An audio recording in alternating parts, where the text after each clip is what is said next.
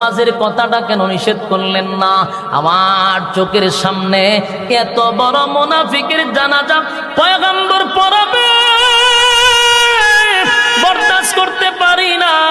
এই মুনাফিকের বাচ্চা প্রকাশ্যে নবীর বিরোধিতা করছে, এই মুনাফিক নবীরে মারার জন্য চক্রান্ত করছে, ইসলামের 12টা বাজাইছে। আজকে আমার নবী তার জানাজা পড়াবে, আমি ওমর কেমনে এটা মেনে নেই, বরদাস্ত করতে পারি না। ওমর যেন মেনে নিতে পারছিল না, বারবার আকাশের দিকে তাকায় আর যেন অস্থির তার ভিতরে, কেন রে এই নবীর জন্য আজকে আয়াতটা নাজিল হইল না, তাইলে তো জানাজাটা হইতো না।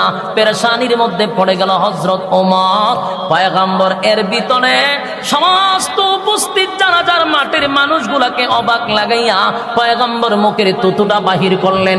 মুখের তুতুটা বাহির করিয়া পয়গম্বর আব্দুল্লাহ ইবনে উবাই ইবনে সুলুল মুনাফিক তার মুখে তুতু লাগাইয়া দিছে। আজিনি সুবহানাল্লাহ।